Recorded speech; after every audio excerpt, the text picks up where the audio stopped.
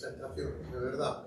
Me pone muy nervioso porque cuando las hago, porque a lo mejor al señor que presento me olvido de algo y se cabrea, ¿no? Esto suele suceder con frecuencia. Siempre se olvida uno a veces del más importante, ¿no? Lo que pasa es que con Manuel Ángel no pasa eso. Lo que pasa es porque llevamos haciendo cosas juntos una temporada y nos conocemos muy bien, ¿eh? Y además, lo que pasa es que estamos en la misma onda, en cosas fundamentales, ¿eh? En la vida, ¿no? En la vida social, en la vida personal, etc., ¿no?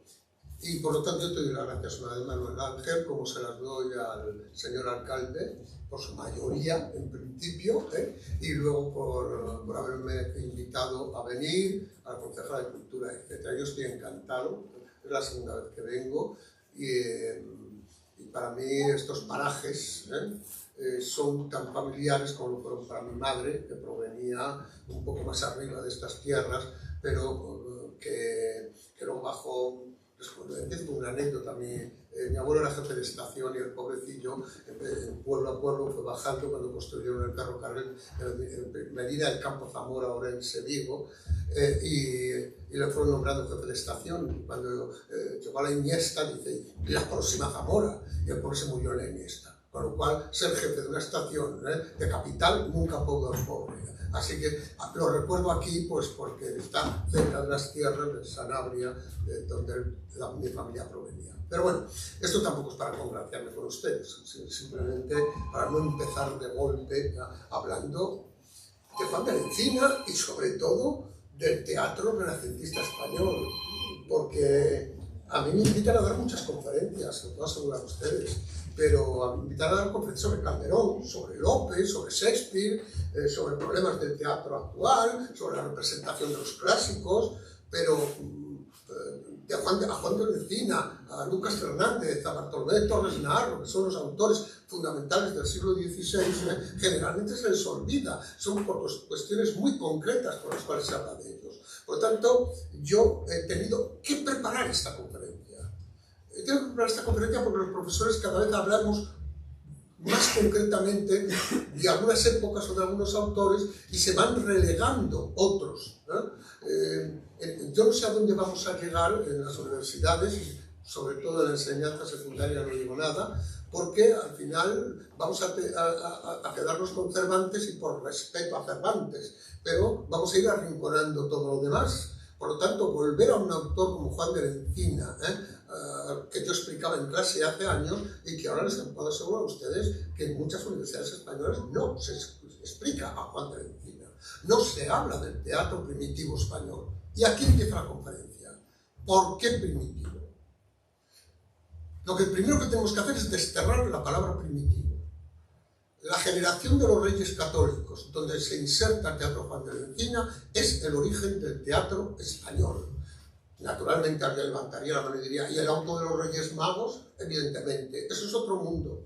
El auto de los Reyes Magos nació y es una obrita de teatro que no se puede considerar, son unos folios nada más, muy breve, y naturalmente está lejos de lo que es la historia del teatro español, sino nombrarla porque es la más antigua, pero no porque con ella se iniciara el teatro español. Con quien se inicia el teatro español es realmente con los dramaturgos de la época de los Reyes Católicos y fundamentalmente con Juan de la Encina. Por lo tanto, desterremos el término primitivo y como mucho hablemos de antecesores del siglo de oro español, que también otra cosa hay que desterrar. No hagamos comparaciones con Lope de Vega y Calderón, no hay que hacerlas, son dos épocas diferentes, son dos mundos diferentes. Calderón y Lope pertenecen a un teatro consolidado, hecho, sobre todo por Lope, naturalmente, a una escritura distinta, a unas representaciones en un corral de comedias, es decir, un espacio concreto donde se representaban obras. Y antes no, porque por aquí voy a empezar. Yo me pregunto por Juan de la Encina. ¿Quién era Juan de la Encina desde el punto de vista creador? Voy a dejar aparte, naturalmente, todo lo que se refiere a la música. No he venido a hablar de la música, aunque realmente me hubiera encantado hablar de algunas composiciones con música. Además, hubiera empezado además de una forma un tanto, seguro que me hubiera ganado a lo mejor alguno de ustedes, a lo mejor otros me criticarían mucho, pero yo a lo mejor hubiera empezado cantando ese villancico maravilloso que dice cu, cu, cucú, pero que no canto los demás versos, pero vayan ustedes a internet, hagan una labor de tipo pícaro esta tarde y vayan a internet y escuchen las versiones maravillosas que hay sobre este villancico cucú, como la de Jordi Savall, por ejemplo, absolutamente maravillosa, que hay algunas incluso extraordinarias, como por ejemplo la de un grupo musical, Cantoría, de Gerona, que hace está dedicado, lejos estamos de ellos, y sin embargo se dedican, entre otros, a Juan de Lencina, con Jordi Savall siempre en el recuerdo, y ellos tienen unas versiones extraordinariamente extraordinarias. Por cierto, Cantoría actúa en un festival donde Juan de Lencina ha estado presente, que es el Festival de Peralada en Gerona, y que, por suerte que tenemos aquí además a una persona, sorpresa, pero tenemos aquí una persona directamente ligada con el Festival de Peralada. Uno de los festivales de música más importantes, no diría de España, diría de Europa y del mundo incluso, ¿no? Pero bueno, esto me sirve un poco para situar la figura de Juan de Lencina, al que no hace falta ya reivindicar. En la música está absolutamente, de una forma, yo les diría a ustedes, al 100% presente en multitud de conciertos, en multitud de representaciones donde música y teatro confluyen, ¿no? Y algunas de sus composiciones, yo canto muy mal, pero les puedo asegurar a ustedes que desde hace muchísimos años, desde que escuché alguna de los poemas líricos, no de las obras de teatro, que los hay, y les voy a leer a ustedes uno, pero algunos poemas líricos de Juan de Lencina, que son de una hermosura extraordinaria. Bien, no toco la música, tampoco voy a hablar de su vida, porque el año pasado hablaron aquí, y voy a hablar, evidentemente, como autor teatral. Y voy a hablar en 3 o 4 grupos, o 3 o 4 ideas, con una idea central: la pervivencia de Juan de Lencina. ¿Qué es lo que hay que buscar en los autores? ¿Viven hoy los autores con nosotros? ¿De qué manera lo hacen? ¿Cómo llegan al público? ¿Se quedan en una élite intelectual? Que ocurre, con Juan de Lencina ocurre. Ayer hemos clausurado las jornadas de teatro clásico del Festival de Alcalá de Henares, y la conferencia última la ha dado la catedrática de la Universidad de Madrid, doña Begoña Lolo, que es la mayor experta en teatro de Cervantes y las versiones teatrales sobre el Quijote. Y Begoña Lolo, hablé con ella tomando algo, pero como conozco muy bien su currículum, Juan de Lencina, como me dijo ayer, dice, claro, pero lo de siempre, si volvemos a los primeros para saber lo que son los segundos, Juan de Lencina es absolutamente indispensable.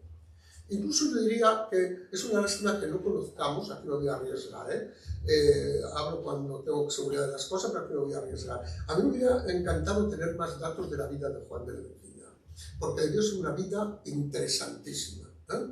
Interesantísima incluso, ojo, él era, como sabemos, clérigo, ¿no? Pero interesantísima porque si escarbamos o nos metemos en algunas de sus obras teatrales, encontraremos una postura en ocasiones que nos llama la atención, porque él, que vivía sobre todo con los duques de Alba, donde representó muchas de sus obras, que vivía en palacios donde se representaban sus obras y al mismo tiempo también se cantaban sus villancicos, sus erogas, etc.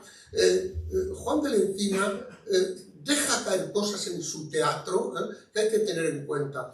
Un profesor que murió por desgracia hace unos años, Francisco Ruiz Ramón, del cual hemos aprendido tantísimos, amigo y profesor, aunque no fuera profesor directo mío, escribió una historia del teatro, y el capítulo dedicado a Juan de Lencina es una reivindicación. Fíjense ustedes, porque esta palabra es un poco peligrosa a la hora, tú la has utilizado en un momento determinado, pero peligrosa a la hora de hacerlo con autores del pasado, que es el compromiso social, llamémoslo. Es decir, el no solo hacer versos, el no solo cantar, sino también estar cerca de quienes tienes. Y Juan de Lencina deja caer en algunas de sus obras frases que nos sorprenden. Nos sorprenden porque en el fondo está haciendo una reflexión sobre lo que escribe. Y en un momento determinado, por ejemplo, en una de sus obras dice, insisto, el público es público de palacios, de nobles, en una palabra, ¿no? No es el público que luego será de los corrales de comedias a finales del siglo XVI y en el siglo XVII, que es un público popular, insisto, otro teatro completamente diferente, ¿no?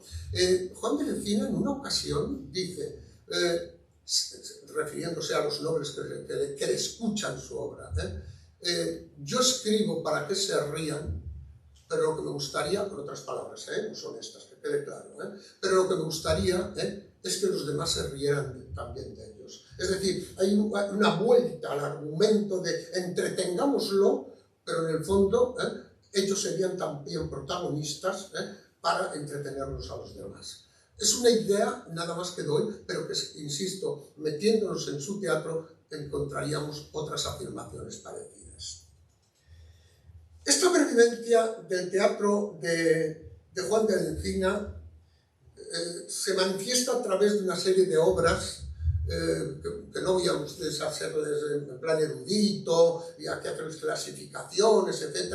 Voy a dar ideas de tipo, sobre todo general, para que le queden a ustedes al menos media docena de estas ideas y que le queden con fortaleza, ¿no? Juan de la Encina podríamos hablar de una agrupación de sus obras en 4 apartados, en 4 grandes apartados. En primer lugar, lo que se denominan obras pastoriles plenas, es decir, dedicadas como protagonistas totales al mundo de los pastores, lo cual no quiere decir que solo estén interpretadas por pastores, porque precisamente lo que hace Juan de la Encina es contrastarlos con otros núcleos sociales. Y, por ejemplo, ustedes van a representar aquí el auto del repelón, que si yo hubiera sabido que lo iban a representar, en lugar de elegir la obra que he elegido para hablarles más ampliamente, hubiera hablado del auto del repelón. Pero esos otros personajes que dialogan con los pastores son, en este caso, los estudiantes. ¿Y quién sale ganando? Nunca ganan los pastores. Los pastores son los elementos cómicos que reciben las burlas, que reciben los golpes, que reciben el escarnio. ¿Por qué? Pues miren ustedes, no crean que es fácil responder, porque y se han hecho preguntas, estas preguntas se las han hecho especialistas en el teatro de Juan de la Encina, y sobre todo el mayor especialista, que es el profesor Miguel Ángel Pérez Priego, alumno mío que fue, y que estuvo en la Universidad Autónoma de Madrid muchos años. Él es el editor de las obras de Juan de la Encina y él se ha escrito decenas de artículos sobre el teatro de esa época. Pues bien, estas obras donde aparecen los pastores como coprotagonistas, siempre, como he dicho, aparecen como derrotados, aparecen como motivos de burla absolutamente. Y además, no lo olvidemos, aparecen siempre, sobre todo, retratados por su lenguaje. Y este lenguaje es el sayagués. Un sayagués que se identifica así, hay que decirlo claramente, y además tenemos que sentirnos orgullosos de ello, porque los pastores aparezcan en el teatro y no solo aparezca un público cortesano, un público, llamémosle, para entendernos, aburguesado. Aparecen estos pastores porque provienen de una de las ramas literarias más hermosas del Renacimiento español, que es la literatura bucólica, la literatura de pastores, maravillosa, extraordinaria. Podemos igualarnos con el país al que se tiene como máximo representante de esta literatura, que es Italia. De la misma manera, por si se me olvide, que podemos decir que comparado con los autores italianos, Juan de la Encina puede figurar a la cabeza de todo este tipo de teatro. No estoy trayéndoles aquí estas ideas para decir, Juan de la Encina es Juan de Fermoselle, les voy a hacer a ustedes la pelota un poco diciendo qué maravilla, ¿no? No, eso no es objetiva. De la misma manera que si yo me pusiera a analizar en profundidad a Juan de la Encina, también diría, Bueno, pero también tengamos en cuenta que aquí no fue muy fino, o aquí evidentemente debió aburrir mucho a los espectadores. Hay que decir, un profesor lo que no puede hacer jamás en su vida es mentir, jamás. Porque el reproche que el alumno puede hacerle 20 años después o 30 años después cuando lo recuerde, eso es cruel, absolutamente cruel. Por lo tanto, hay que decir la verdad. Y cuando tenemos a un Cervantes, del que digamos lo que digamos, ahí está, tenemos a un Juan de la Encina, o repito, a un Lucas Fernández, casi contemporáneo de él, que ocupan un lugar de primera fila en el teatro europeo de entonces. Que quede clara la situación. El segundo grupo, o el segundo apartado, estaría compuesto por las églogas, lo que se llaman églogas. Ojo, porque la palabra égloga ha quedado, para el lenguaje, cuando yo explico a los estudiantes, la égloga hablo de lírica fundamentalmente. Son églogas, naturalmente, de tipo bucólico, de tipo pastoril, con una naturaleza idealizada, con unos pastores que se dicen cosas absolutamente maravillosas, que han dejado esa llaves de lado para un lenguaje lírico, que ni los cortesanos lo diríamos que es un lenguaje absolutamente literario, no tiene nada que ver con la realidad, ¿no? Luego pondré un ejemplo, voy a poner 2 o 3 ejemplos luego de lo que vayan diciendo para que quede más claro. Pues bien, estas églogas son de 2 tipos. O bien églogas cortesanas, se representaban en palacio, pero también con temas relacionados con las personas de palacio, y que son, no me puedo extender, a mí me da mucha pena eso, pero que son fundamentalmente obras carnavalescas. Es decir, obras que se representaban antes de la Semana Santa, Antruejo, carnaval, parodias, etc. Y obras con las cuales se desahogaban de una manera a veces escatológica incluso, se desahogaban y lo pasaban muy bien en esos palacios. Ojo, que esto también se hacía en los templos y se hacía en los conventos, es decir, lo que pasa es que se hacía a escondidas. Lo que se llama teatro de colegio del siglo XVI, tenemos tragedias que copian las tragedias griegas, el teatro, por ejemplo, que se hacía en los colegios universitarios. Es un teatro a veces grandioso, solemne, etc. Pero también encontramos piezas donde se lo pasaban a lo grande, aunque fueran ellos solos. Pero también, ya que estamos en ello, ¿por qué no seguir por ahí? Y también ellas solas. No nos olvidemos. En los conventos sabemos que bueno, se llega a la aquelarre. Es decir, que no tenemos por qué dulcificar las cosas, ¿no? Pues bien, las églogas son, por una parte, cortesanas en tiempos de carnaval. Las barbaridades que podemos leer ahí son, no se pueden ustedes imaginar, sobre todo, naturalmente, referidas al sexo. Vuelvo a decirles a ustedes, vayan a ese villancico, cuando es una composición paralela a la de la égloga, aunque más breve, ese que ya les he dicho a ustedes, QQ. Ustedes pongan QQ letra en internet y se lo pasarán. Bueno, se lo pasarán, a lo mejor a una persona dice que guarrada. Bueno, a lo mejor, léanlo. Para acabar la tarde con la calorina que hace, a lo mejor hay que tener cuidado, pero bueno. Al lado de las églogas cortesanas, las églogas plenamente religiosas, que es, sobre todo, estas sí que solo se representan en los templos. O bien templos al público, o bien en los templos de las órdenes religiosas. Juan de la Encina, yo diría que cumple con estas obras el tanto por ciento que lógico tendría que cumplir para demostrar que era un clérigo, evidentemente, ¿no? Y que no solo eran las obras de carnaval. Permítanme que haga un paréntesis, las obras de carnaval del teatro español son absolutamente extraordinarias. Hay un género, que bueno, dicen que fui yo el primero que lo estudié, es verdad, el primero que se acercó a él para estudiarlo, es verdad que fui yo. No sé si lo estudié bien o mal, pero que son lo que se llaman las comedias burlescas, que son comedias de carnaval, y que se representaban, no luego tampoco en corrales de comedia, se representaban en palacio. para divertimento de los reyes y para divertimento de los nobles. Y estas comedias burlescas son extraordinarias porque se burlan de lo que podríamos llamar las comedias serias. Es decir, convierten al Cid en un homosexual. El Cid es el símbolo por excelencia, podríamos decir, de la fuerza en la historia de España. Bueno, pues se convierte en un homosexual absolutamente, burlándose de él diciendo tonterías una tras otra, etc. Generalmente, los reyes de estas obras, o los héroes de estas obras, pero los reyes sobre todo, están caricaturizados de una manera tan brutal que a los reyes les encantaba. ¿Pero por qué les encantaba? Porque solo se les permitía hacerlo en carnaval. Tú hazlo en carnaval y desahójate, tanto a las compañías de teatro como a los autores. A partir del Domingo de Ramos, a callar. Pero no vas a callar durante una semana, vas a callar durante casi un año. Esto es la norma, por un camino o por otro, que se sigue utilizando, a veces con sofisticación y a veces últimamente con el mayor descaro que uno puede imaginar.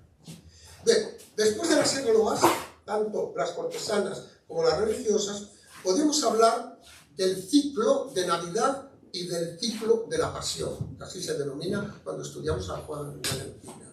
Naturalmente, lo estoy definiendo con la palabra, es decir, son obras que desarrollan temas relacionados con el nacimiento de Cristo, con el nacimiento de Jesús.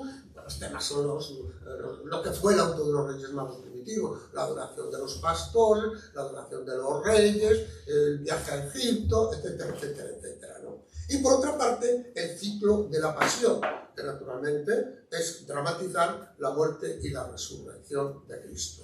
Son obras estas, hay que reconocerlas, mucho más respetuosas, por la cuenta que le tenía a Juan de la Encina y por la cuenta que le tenía a cualquier autor que se dedicara a ello, ¿no? Pero muy abundantes. Son obras además que generalmente son catequísticas, son obras que generalmente son lecciones morales, ¿no? Esto sí que aquí no encontramos nada de lo que hemos venido diciendo hasta ahora, ¿no? Pero son obras a veces de una hermosura extraordinaria, sobre todo en lo que se refiere, como luego pondré ejemplos, al lenguaje de Juan de la Encina, al que dedicaré unos minutos. Y por último están ya lo que se llaman plenamente églogas con obras mayores, que son la égloga de Cristina y Cebea, Fileno Zambardo, y la que voy a detenerme, que es la égloga de Plácida y Vitoriana.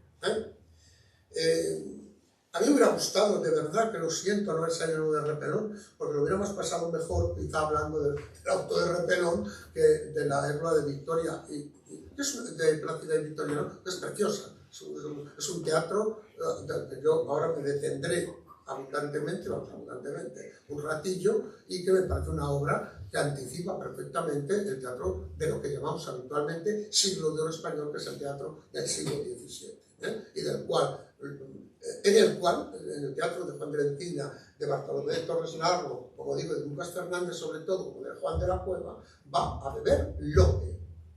Lope, la influencia de estos autores, la lectura de estos autores, le dio no solo temas, no solo argumentos, sino le dio también una manera de concebir el teatro, una manera de hacer lo que se llama la comedia nueva, que evidentemente fue una revolución completamente, no solo una revolución sobre el texto, fue una revolución sobre la representación teatral.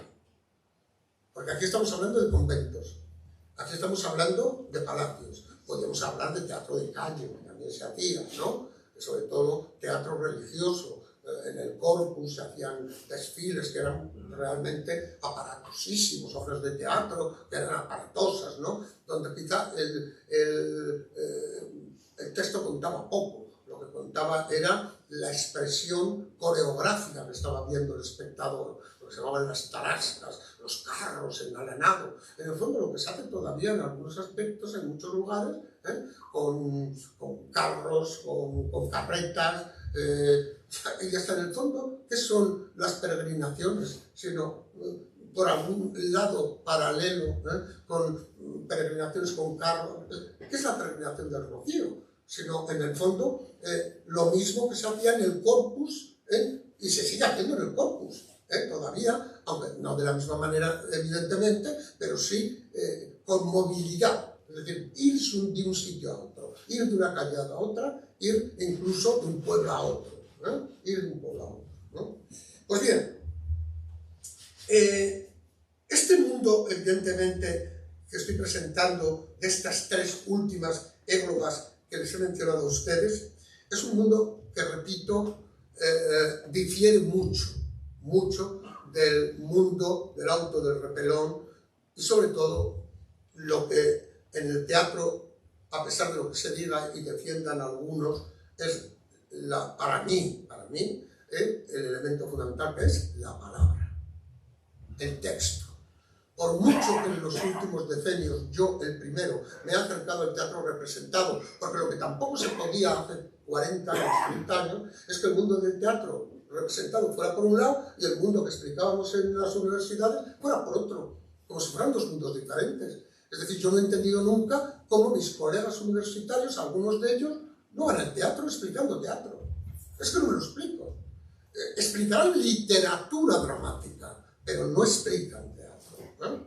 Entonces, eso no es que lo hayamos superado todavía, estamos todavía somos, llamémoslo, divorciados que se han vuelto a encontrar, pero todavía hay bastantes divorcios, Bien, no me voy a detener, naturalmente, repito, porque no puedo, porque no tengo tiempo en estas obras. Voy a detenerme sobre todo, ahora ya más en profundidad, en la égloga por excelencia de Juan de la Encina, que es la égloga de Plácida y Vitoriano. Creo que la habéis representado aquí, ¿o no? Sí. Sí. Una variación en el primer día. Ajá, perfecto. Pues bien, la égloga de Plácida y Vitoriano es una obra que antecede naturalmente, cronológicamente 60, 70 años, desde 1513, por cierto. Una pregunta en torno también a lo que yo decía antes de la vida de Juan de la Encina. ¿Qué pasa para que en 1513 deje de escribir teatro? Se han barajado hipótesis, pero vive todavía 16 años más, Él muere en 1529. ¿Por qué no escribe más teatro Juan de la Encina? ¿Por qué prácticamente deja de escribir, excepto poesía, ¿no? Porque se dedica a la música, no más que antes, Hay algunos elementos ahí de la vida íntima. Bueno, verán ustedes, y de la vida íntima de cualquiera que escribe o crea. Es verdad, pero aquí estamos hablando ahora de Juan de la Encina. Son preguntas que me hago porque yo no tengo respuesta, pero ahí quedan, naturalmente, que se han hecho ya antes de mí algunos otros. Claro, yo no estoy ofreciéndoles a ustedes, sino el conocimiento que he adquirido a través de las lecturas de obras de Juan de la Encina y a través de lo que he leído en las críticas que se han hecho y en los estudios sobre Juan de la Encina. Quiero ser honrado en esto absolutamente. Bien, esta obra, esta égloga de Plácida y Vitoriano da un salto, no os podéis imaginar cómo, desde muy distintos aspectos. Viene a traicionar a mí mismo. Estoy diciendo que olvidamos la palabra primitivo, y estaba a punto de decir, antes era un teatro primitivo comparado con lo que hace ya en la égloga de Plácida y Vitoriano. Y es verdad, hay mucha diferencia entre esa égloga. Cuando digo égloga, repito, olvídense ustedes de una poesía, es una obra de teatro que además tenía en la edición, pero que tiene más de 2000 versos, por lo tanto, casi se acerca a los 3000 versos que tienen habitualmente los autores del siglo de oro, ¿no? ¿Y por qué es más importante esta obra? Que se demuestra, por cierto, con un dato. El público español, pero sobre todo el italiano, acogió esta obra con entusiasmo, Y yo creo que en gran parte es porque sorprendió por la novedad que tenía, no solo en cuanto a su extensión, sino en cuanto a su construcción y otros elementos de que hablaré ahora. Es una obra compleja. Es una obra compleja y yo diría que es compleja por tres razones. En primer lugar, porque nos hemos venido, excepto con los autos de pastores, nos hemos venido moviendo con Juan de la Encina en lo que llamaríamos elementos religiosos, fundamentalmente. Y aquí entran elementos paganos. Es decir, aquí entran ya dioses, diosas, con una importancia extraordinaria. Son, al fin y al cabo, lo que podríamos llamar casi los deuses máquina, que desarrollan y, sobre todo, dan final a la obra. En segundo lugar, porque frente a obras que se han quedado en espacios, llamémoslos bucólicos, y sobre todo la naturaleza, aunque también entrando en algunos momentos en espacios urbanos, representados sobre todo por los palacios, lo que hace en esta obra es unir los dos mundos. El mundo cortesano y el mundo de la naturaleza.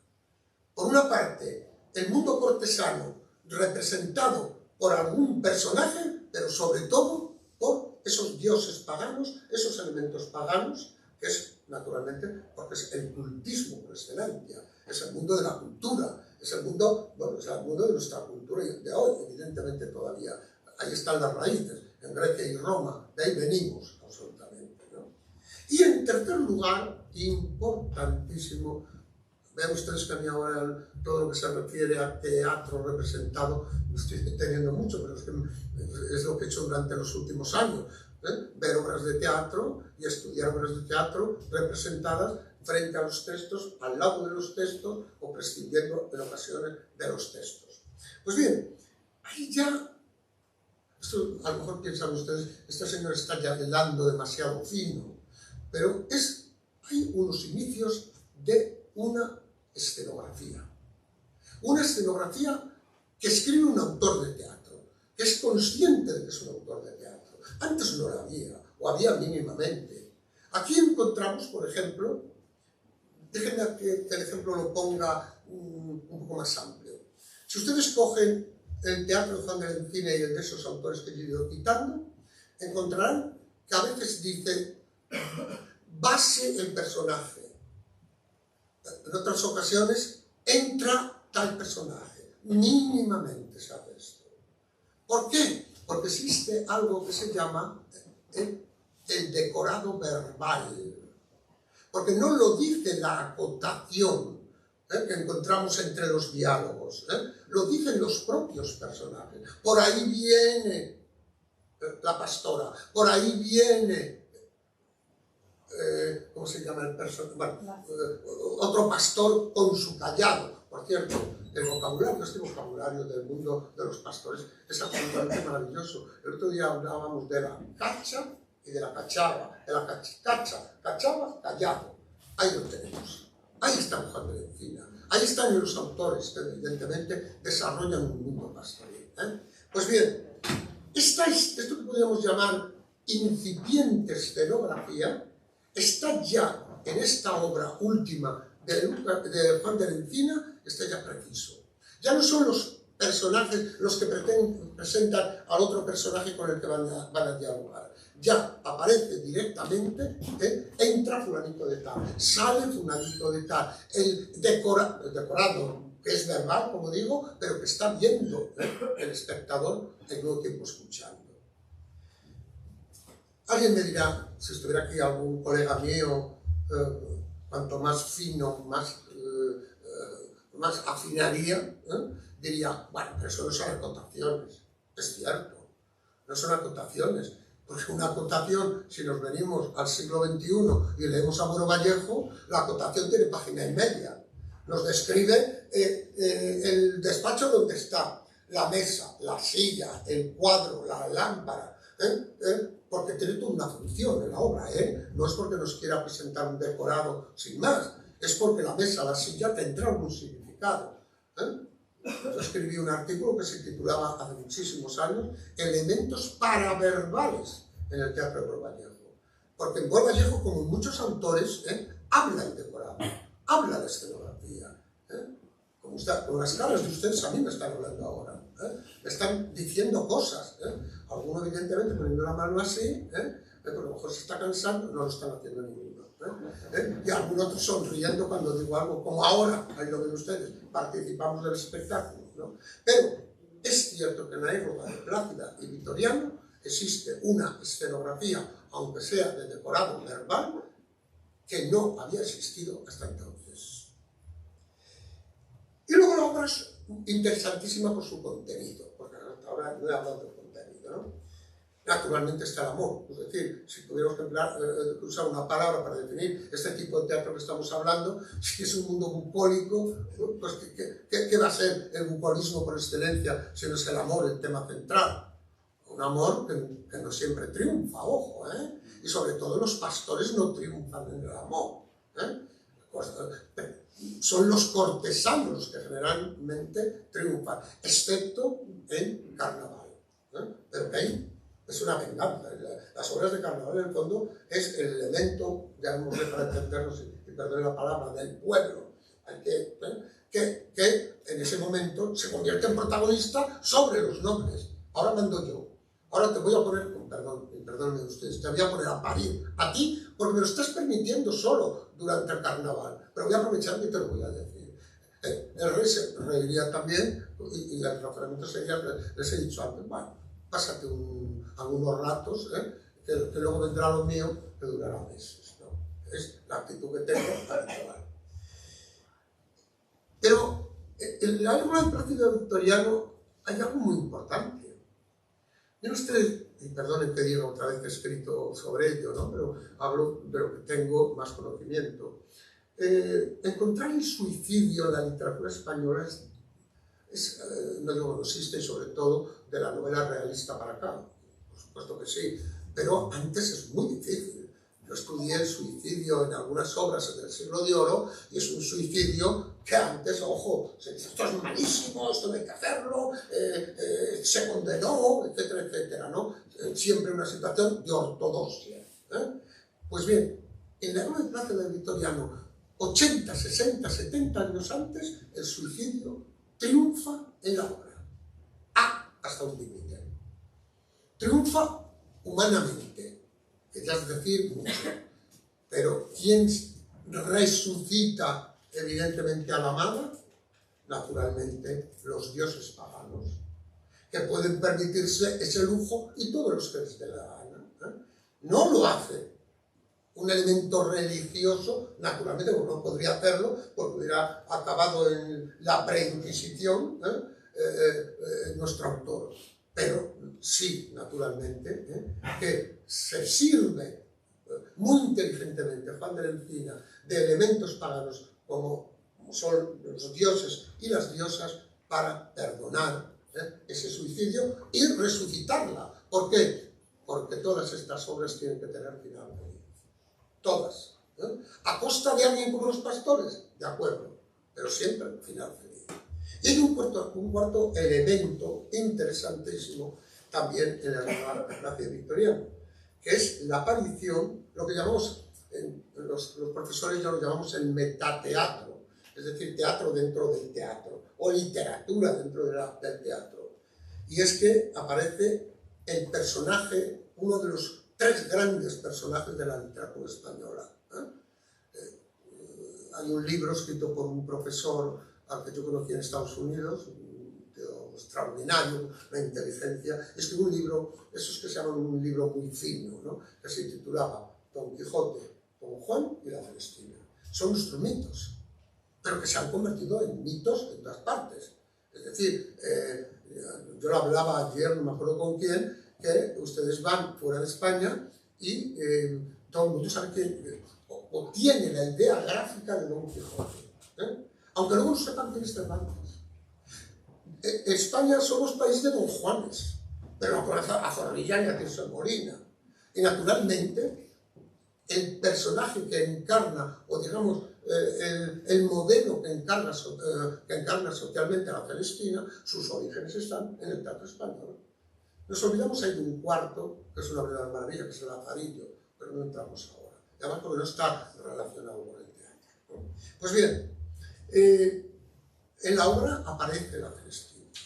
Aparece un retrato, perdón, no la Celestina, aparece una Celestina también. Porque era un personaje vigente en la sociedad. Primero, como Celestinas que era, y en segundo lugar, como personaje metaliterario en que ya se había convertido. Luego les leo una cita cuando hable del lenguaje. Bien, selecciono. ¿Qué ha sido del teatro de Juan de la Encina? hasta hoy. Yo hablaba de pervivencia, que la idea de esta conferencia era la pervivencia. Creo haber demostrado que el Teatro de Juan de la Encina pervive hasta donde no puede pervivir, si no he fracasado completamente, ¿no? Pero la pervivencia de su teatro es mucha. Y la hay por los dos caminos en que tiene que la pervivencia existir. Primero, voy a empezar por lo más áspero, que es el trabajo que hacemos nosotros. Primero, en el estudio de Juan de la Encina. Hay personas, como he citado antes a Miguel Ángel Pérez Priego, pero hay otros más, profesores, ¿no?, que han dedicado sus esfuerzos eruditamente, hablando del lenguaje, sobre todo de Chayaguet, se han salido artículos y libros, ¿no? Pero hablando de la pervivencia de Juan de la Encina desde nuestras perspectivas. Yo voy a hacerlo desde la perspectiva que a mí me ha interesado, que se han adelantado ustedes, de la propia representación dramática. Y nos sorprendemos que Juan de la Encina haya estado presente en la historia escénica del siglo español y sobre todo del siglo XX y lo que llevamos del siglo XXI. Miren ustedes, tengo que dar la lista porque no puedo detenerme solo en dos aspectos, voy a detenerme, pero la lista es Compañía del Ateneo, Teatro del Pueblo, me salto tres ahora, Teatro Medieval de Barcelona, Sala Ensayo 100, director Manuel Canseco, Universidad del Valle de Colombia, más cercana a nosotros, no más cercana relativamente, pero bueno, doy un salto a todas esas. Margarita Xirgu, que representaba a Juan de la Encina. Margarita Xirgu ha sido la gran actriz del teatro español, sobre todo en unos momentos de la historia de España, donde se explican las cosas, pero no son tan simples como para verlo desde una perspectiva. Y quien lo vea solo desde una perspectiva, no está siendo evidentemente objetivo. Y ahí tengo aquí a mi amigo Pedro Vega, que me invitó a participar en una mesa en una exposición que ha montado en Zamora, de tipo etnográfico, y me enseñó a que hablara lo que quisiera de Sanabria. Pues bien, yo hablé de las misiones pedagógicas y de la barraca. Porque sobre todo las misiones pedagógicas llevan a Juan de la Encina a los pueblos de Sanabria. A alguno también de Aliste, pero sobre todo a los pueblos de Sanabria. Es más, cuando hacemos el listado de las, creo que son 17 obras que hizo las misiones pedagógicas, se abren todas con Juan de la Encina. ¿Por qué? Porque se abren cronológicamente, esto es evidente, ¿no? Pero es el primero que aparece en esa lista. Pero es que con la barraca de García Lorca pasa lo mismo. Está el teatro de Juan de la Encina también. Está alguna de las églogas de Juan de la Encina. Es decir, no estamos hablando de compañías, pues evidentemente ustedes me dirían, ¿y qué es la compañía del Ateneo? ¿No? Pues es verdad, a lo mejor son una compañía que a ustedes no les podría ayudar muchos datos de ella. Tampoco a lo mejor le podría dar, bueno, de las demás sí, les podría dar datos, ¿no? Teatro Medieval de Barcelona tampoco sé mucho, ¿no? La compañía. Ahora sí les puedo hablar de Manuel Canseco, y mucho, porque hemos estado hablando anteayer, en estas jornadas de teatro clásico, no de Juan de la Encina, hemos estado hablando de Cervantes. Conozco la Universidad Univalle, la Universidad Colombiana del Valle, donde Alejandro González Puche, que ha estado conmigo en otro congreso hace poco, en San Millán de la Cogolla, donde nace la lengua castellana, este hombre, que es inteligentísimo, está llevando el teatro a Colombia y luego rodando por otros países y rescatando autores como Juan de la Encina. Por lo tanto, hay una presencia de Juan de la Encina en el escenario. Y me parece que de las pocas ideas que yo haya podido decir, esta me gustaría que les quedara presente.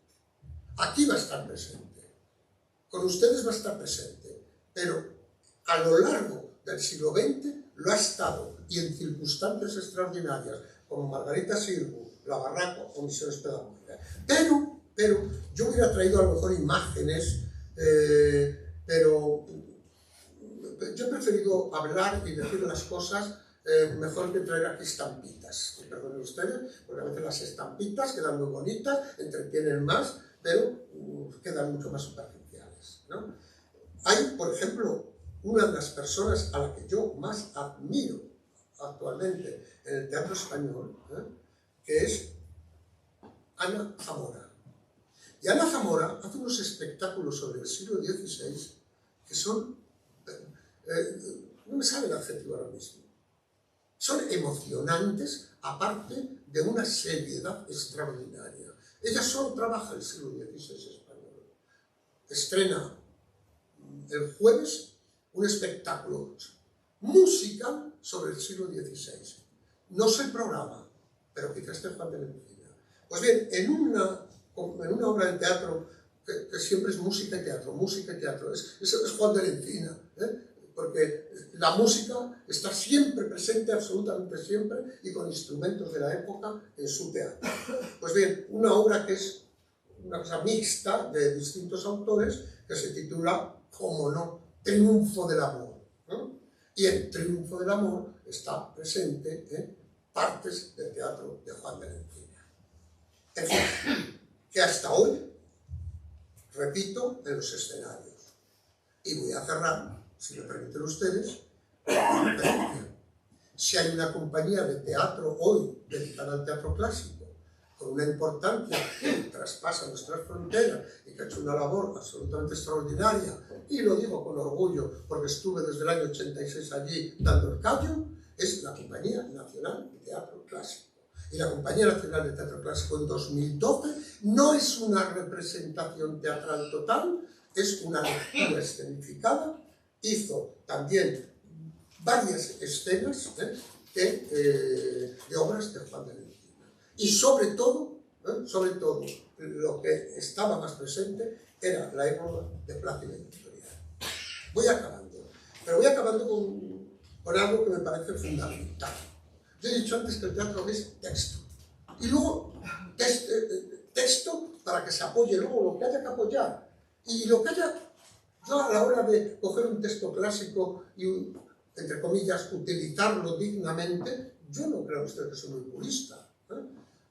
Lope metía cada morcilla que tiraba para atrás. Hay parlamentos en muchas obras de teatro que los eruditos reclamaremos. Pero claro, cuando Tirso de Molina, si es que es el autor, que yo no creo que es el autor del Burlador de Sevilla, pero cuando Tirso de Molina de repente detiene la acción del Burlador de Sevilla y dedica 6 páginas a describir la Lisboa de entonces, pues bueno, llega un momento en que decimos, para, majo, que ya está, sí que era muy hermosa, ¿no? Porque no es dramatismo, no hay dramatismo, hay una tirada de versos, venga, pero nada más, ¿no? Bien, pues Nacho García, que es quien dirigió esta lectura escenificada, lo hizo con la época de Plácido y Victoriano en 2012, ahí al lado, bueno, Ana Zambrano lo hecho después, mucho después, y Nacho García con la Compañía Nacional de Teatro Clásico. Y ahora sí que voy a tocar un aspecto y con él acabo. Yo he dicho desde el principio que el teatro de Juan de la Encina es un teatro escénicamente que se puede aprovechar muy bien y montar muy bien, pero que el teatro, como de tantos autores luego del siglo de lo español, es el lenguaje, es la comunicación a través de la palabra, con toda la libertad que había para la representación. El mundo del teatro del siglo de oro, sobre todo español, eso es apasionante. Si yo les trajera ahora mismo y les leyera un texto de Juan de Zabaleta, un escritor del siglo XVII, describiendo lo que pasaba en los corrales, de comedia, se quedarían ustedes asombrados. Era vida, el espectáculo no estaba aquí en el escenario, el espectáculo estaba en la sala. Los espectadores eran irrespetuosos completamente, ya gritaban, hablaban, participaban del espectáculo, y de muy distintas maneras. No quiero ahora que piensen ustedes que abuso de lo escatológico o de lo que les he recomendado que lean. Ya lo he dicho bastante. Pero eso es el aspecto del lenguaje. Y voy a ser muy breve. En Juan de la Encina encontramos, como es lógico después de todo lo que he dicho, me dirán ustedes, elemental, En primer lugar, un lenguaje popular y realista. Muy popular y muy realista. Pero, en su primera época. Nosotros leemos a Juan de la Encina y vamos viendo su evolución perfectamente. Naturalmente representado por el Sayagués y representado por pastores y pastoras. Intención con este lenguaje, hacer reír. Nada más. Es burlarse de los pastores y burlarse incluso del amor. Contraste, naturalmente, con el lenguaje de otro tipo de teatro que se desarrolla sobre todo en los palacios y se desarrolla en las iglesias, por decir una palabra, en los templos, de una forma general. Por otra parte, un lenguaje absolutamente, llamémoslo, lírico, de una belleza en ocasiones extraordinaria. Yo les voy a leer dos ejemplos y los voy a hacer, naturalmente, de la época de Plácido y Victoriano, que es donde más me he detenido. Uno de ellos es el que podríamos decir que es el lenguaje lírico, en la misma obra, el lenguaje lírico, con estos versos que para mí son muy representativos de lo que es el mundo bucólico, en general, de nuestro autor. Habla Plácida, la protagonista, y dice: soledad penosa, triste, más que aprovechas, me dañas. Mal remedio en ti consiste para quien de mí se viste, y se abrasan las entrañas con tal fuego que con su mismo sosiego, con sus fuerzas muy extrañas. Muy extraño pensamiento a mi flaqueza combate, sin tener defendimiento. Para salir de tormento, cumple triste que me mate sin tardanza. Ya está seca mi esperanza, no sé qué remedio cate. Remedio para mi llaga, no lo siento ni lo espero. Cuitada, no sé qué haga. 1000 veces la muerte traga quien muere como yo muero. Santa Teresa, hasta de Jesús. San Juan de la Cruz, 100 años antes. No tantos, pero bastantes. Ejemplo, contraste de esto, la Celestina. Dialoga la Celestina con otras mujeres y dice una: a fe que es bella, cuidado del desposado que es antecucu y cornudo. Y otra: pues por virgen se la han dado, ya lo creo, mal pecado, eritea y no lo dudo, vos consirgo la zurcís, luego el virgo, que sea más que talludo. Y otra dice: si cuantos virgos he fecho, el personaje de la Celestina, tantos tuviese educados, no cabrían hasta el techo. Hago el virgo tan estrecho que van bien descalabrados más de 2. Esto bien lo sabéis vos, señala una. Dice Fulgencia, dice: ya lo sé por mis pecados. Y dice la Celestina: pues si digo de Febea, sus virgos no tienen cuento. No hay quien tantos virgos crea. ¿Cuántos serán, Eritea? Ya son por Dios más de 100, sin mentir. Mas ahora en el parir ha puesto fundamento. Ahora quiere parir, Y continúa diciéndolo: yo que hacía esto, ahora me arrepiento y voy a convertirme en una cristiana, y lo que voy a hacer es ayudar a parir. Comicidad pura, ironía, sarcasmo, total, absolutamente. ¿Por qué? Porque Juan de la Encina, además de ser un músico absolutamente extraordinario, era un excelente poeta, pero sobre todo y ante todo, era un excelente autor de teatro. Nada más.